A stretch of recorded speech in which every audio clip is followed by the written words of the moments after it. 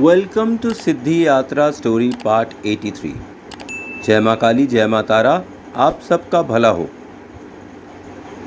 मैं सिद्धि करना चाहता हूँ और मुझे कोई अनुभव नहीं है। मैं आपको गुरु बनाना चाहता हूँ। मुझे एक योग्य गुरु की तलाश है। और आज के जीवन काल में जो हमारे आसपास चल रहा है, दीक्षा तो रेवड़ियों की तरह बांटी जा रही है।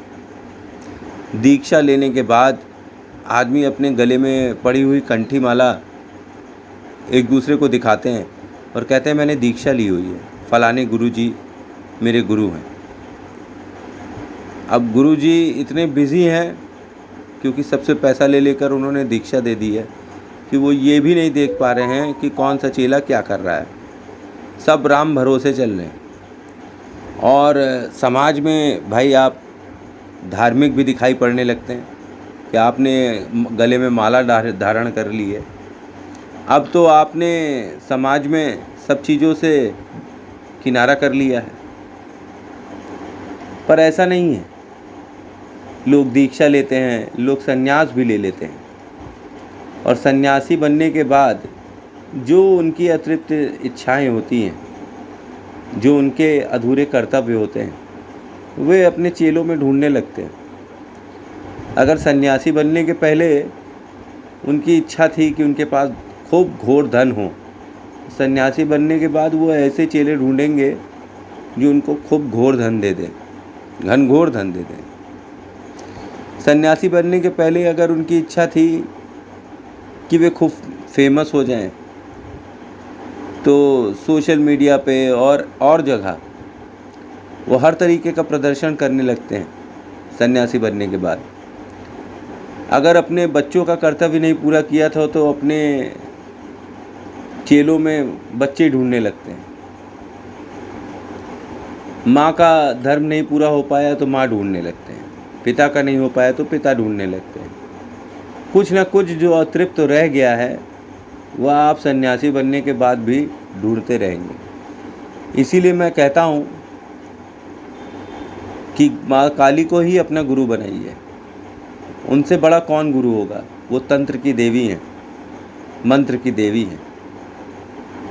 भोलेनाथ और महाकाली ये दोनों तंत्र के रचयिता हैं, मंत्र के रचयिता हैं, और कोई नहीं है। जब आप इनमें ध्यान लगाएंगे तो आपके मंत्रों में इतनी शक्ति होगी जो आप खुद भी नहीं सोच सकते। आपको ब्रह्म ज्ञान प्राप्त होने लगेगा। कैसे? कि जो भी घटनाएं घटित हो रही हैं आपको पहले से पता चलनी चालू हो जाएंगी कि क्या होने वाला है, क्या नहीं होने वाला है। अब ये ज्ञान तो गुरु को देना चाहिए, पर अनफॉर्चुनेटली आज के समय में, मॉडर्न समय में, सब लोगों को बाहरी आडंबर का बहुत दिखावा है। किसी को साधना नहीं करनी है, किसी को पूजा नहीं करनी है। संसार को दिखाना है कि वे कितने बड़े पुजारी हैं, भले अंदर से वे खोखले हों, अंदर से इन सब चीज़ों का उनके लिए कोई महत्व ना हो। अब जब कोई कहता है कि कितने टाइम तक ये हो जाएगा, माता काली से पूछिए। तो कभी कभी मेरा मन करता है उनसे मैं पूछूं, भाई आपने माता काली के लिए किया क्या है? क्या कर सकते हैं आप माता काली के लिए, जो आप इतनी उम्मीद लगा के रखे हैं कि माँ काली आपके ऊपर कृपा करेगी? माँ काली के लिए आपने कुछ किया नहीं और आप उनकी कृपा चाहते हैं। ये तो वही बात हो गई कि बिना बीज लगाए आप पेड़ उगाना चाहते हैं। पेड़ किसी ने लगाया है, फल आप खाना चाहते हैं। माँ काली जैसे मेरी माता है वैसे आप सबकी माता है। अगर आप उसमें ध्यान लगाएंगे तो आपको मेरी भी ज़रूरत नहीं पड़ेगी। आप अपने जीवन में अपने परिवार से, अपने लोगों से प्रेम करिए, उनका ख्याल रखिए, और तब तक रखिए जब तक कि आपका मोह न भंग हो जाए। एक दिन आपका मोह भंग हो जाएगा। आपको पता चल जाएगा कि जिन जिन लोगों के लिए आप पागलों की तरह दौड़ रहे हैं, एक से एक काम कर रहे हैं, वह सब मिथ्या है, सब बकवास था। इतने दिनों तक पागलों की तरह काम करना, अपने शरीर को, अपने मन को तोड़ना, वह सब मिथ्या और बकवास हो गया है। क्योंकि अंत में किसी को आपकी ज़रूरत नहीं पड़ेगी। तब आपको लगेगा कि अरे अब तो मृत्यु पास आ गई है, कुछ और एक जीवन के आयाम थे जो हम जी लेते तो अच्छा रहता, और आप जी नहीं पाए। और ये दुख आपको एक जीवन और देगा जिसमें एक मृत्यु और होगी। और मृत्यु अगर अधूरी इच्छा में हो रही है तो बहुत ही कष्टकारी होती है। पर जब आप मोक्ष की प्राप्ति हेतु काम, क्रोध, मोह, माया से दूर हो जाते हैं, अपने रिलेशनशिप से आप अपने आप को किनारे कर देते हैं और माता काली के ध्यान में मग्न हो जाते हैं, तो जब मृत्यु भी आती है तो आपको उससे भय नहीं होता है, बल्कि आप उसे थैंक यू बोलते हैं कि इस कष्ट भरे जीवन से, इस व्यर्थ के जीवन से, जिसमें हमने जो कमाया, जो किया, सब यहीं रह गया और हमारे साथ कुछ नहीं गया, ये व्यर्थ है। आप मौत को थैंक यू बोलेंगे, कहेंगे अच्छा हुआ आप आ गए, आप मुझे अब उद्धार हो जाएगा, मेरा मुक्ति मिल जाएगी, माता के पास चला जाऊंगा। तो जीवन में आप क्या कर रहे हैं और क्या करने वाले हैं, इस पर ध्यान दीजिए। हर क्रिया की एक प्रतिक्रिया होगी, हर क्रिया का एक परिणाम होगा। मान के चलिए कि आप अपने पार्टनर को पसंद नहीं करते हैं। मान लीजिए आप अपने पति को पसंद नहीं करती हैं। क्यों? वो शराब बहुत पीता है, वो गालियाँ बहुत देता है, वो बहुत ख़राब आदमी है। वो चाहता क्या है आपसे? क्या चाहता है आपसे? वो निकम्मा है, वो पैसा नहीं कमाता है, वो घर नहीं चलाता है। अगर ऐसा है तो निकृष्ट व्यक्तियों से तो आपको दूर ही रहना चाहिए।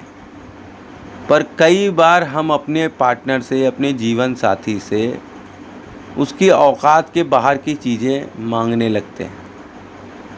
हम ये ध्यान नहीं देते कि हम उसके लिए क्या कर रहे हैं, हम ये ध्यान रखते हैं कि वो हमारे लिए क्या कर रहा है।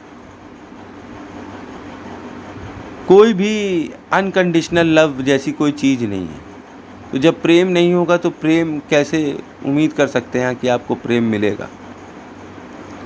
अगर आप प्रेम करते हैं तभी आप प्रेम की उम्मीद करते हैं, और जहाँ आप उम्मीद करते हैं वहाँ आप दुख पाते हैं, और जहाँ आप दुख पाते हैं वहाँ से आपको अनुभव होते हैं। यही जीवन के गुण अनुभव हैं जो कि आपको मोक्ष की प्रति जागरूक करेंगे और ले जाएंगे। निरंतर माता काली का ध्यान करने से आपको जीवन में बहुत से लोग ऐसे मिलेंगे जिनके बारे में आप भांप जाएंगे कि आगे होगा क्या, और फिर भी आप उनकी जाल में, उनकी चाल में फंस जाएंगे। क्यों? मात्र इसलिए कि चलो अनुभव तो कर लिया जाए। एक ही जीवन तो मिला है। इस जीवन में अगर हर चीज़ का स्वाद नहीं लिया तो कैसे पता चलेगा कि कौन सी चीज़ अच्छी है और कौन सी बुरी? कई लोग कहते हैं उपवास मत करिए या उपवास करिए। आपको क्या लगता है? मैं अपने बारे में बोलता हूँ, मेरे हिसाब से उपवास एक बकवास चीज़ है। ये आपको कमज़ोर कर देने के लिए पाखंडी लोगों ने और बेवकूफ़ बनाने वाले लोगों ने एक जाल बुना हुआ है, जिससे आप खाना ना खाइए, आप कमज़ोर हो जाइए शरीर से और उनकी बात मानने लगिए, उन्हें अपना स्वामी मान लीजिए। भगवान कहीं नहीं कहते कि भूखे रहो, भगवान कहते हैं मैं तुम्हारे अंदर हूँ, तुम मेरे ब्रह्म हो, तुम मेरे एक अंश हो। तो भगवान को भूखा रख के कैसे भगवान को खुश रख सकते हैं? मेरी उपवास में कोई भी आस्था नहीं है। उपवास मैं तब करता हूँ जब मुझे अपनी थर्ड आई जागृत करने के लिए अपने चैनल्स और को ब्लॉक मुक्त करना रहता है। जो चक्र मेरे ब्लॉक रहते हैं वो उपवास करने से मेरे बॉडी ऑर्गन्स अपनी नॉर्मल अवस्था में पहुंच जाते हैं। हम अपने शरीर को ज़रूरत से ज़्यादा खाना देते हैं, हम अपने शरीर को ज़रूरत से ज़्यादा बहुत कुछ देते हैं, इसीलिए बैलेंस ख़राब हो जाता है। तो उपवास पूजा पाठ में, सिद्धि में कोई मायने नहीं रखता है। उपवास से आपका स्वाधिष्ठान चक्र खराब हो जाता है, इसलिए मैं उपवास में विश्वास नहीं रखता हूँ। उपवास मैं तभी कहता हूँ जब आपके चक्र ब्लॉक होते हैं और आप साधना कर रहे होते हैं और आप उछलने लगते हैं। इसका मतलब कुंडलिनी जो जागृत हो गई है, पर कहीं ना कहीं ब्लॉकेज है जिसकी वजह से आप जंप मार रहे हैं, वो ऊपर नीचे कर रही है। अच्छा देखिए 11 मिनट हो गया। Thanks for watching. जय माँ काली, जय माँ तारा। आप सबका भला हो।